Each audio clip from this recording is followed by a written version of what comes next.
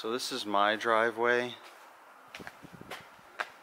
Right here you can see it's pretty much all melted down. Last night I put a heavier concentration down there, just kind of by default, because this is my little turnaround area and I was trying to see if I could get it to shoot up there a little bit. So there was a lot of extra build up there. I kind of kicked it around a little bit to try and spread out, but then I just figured let me just leave it and see what actually happens. And the rest of the driveway I just kind of spread it out, you know, evenly, but a lot more thin than over there. Just went back and forth a couple of times. We got a couple of inches. I don't know the exact total, but if you look, the top of my truck and here, I mean, it's really nothing. You know, I'd say barely 2 inches, if that. So, but it's super cold, so the snow's not really melting on its own that much. But anyway, so I went ahead and I shoveled this by hand, and then I put more ice melt down, not salt, more ice melt down. It's the Robo Melt that I use from the last video I showed.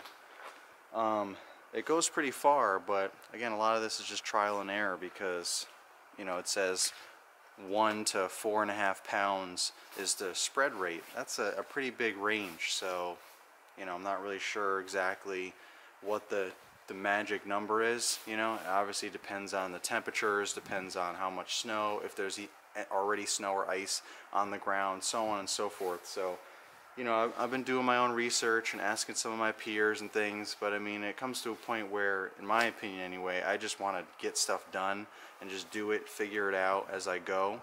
You know, I didn't do a whole lot of other driveways other than my own, so it's not like it's a big catastrophe. It's not like I have commercial properties to take care of that I have to hurry up and go check on and put more stuff down if it's a mess or whatever. But it looks like, to me, based on my driveway, I didn't put enough down, and it definitely helps to put some down after you clear the snow to try and melt it down. But this was covered with snow, but you see when I shoveled it, it was pretty much slush and cleared relatively easily and quickly, versus all over here, a lot of it's starting to melt now from the ice melt that I put down. But all this had a thinner layer, and there was a lot of snow, as you see.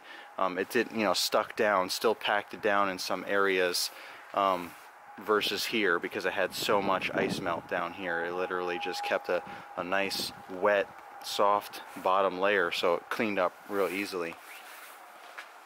So I might just have to put more down in the future, find, like I said, that perfect rate, and just, you know, go from there. We'll see what happens the next time. Hopefully we'll get a few more snowstorms and I can actually use my snow blower instead of just, you know, pre-treating or after treating with ice melt. But at least that's something. Get something going. At least I get paid for something. So this is my driveway about less than 2 hours later. Everything's almost completely melted after I put the ice melt on it, compared to the neighbor's driveway there.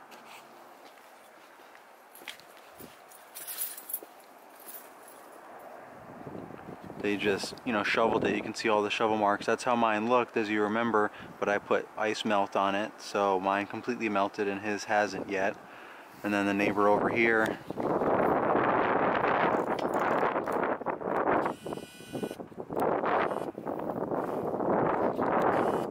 across the street there, same thing. They just shoveled, so you can see the streaks and stuff of snow left because it didn't completely melt, and now they're in the shade versus we're still in the sun.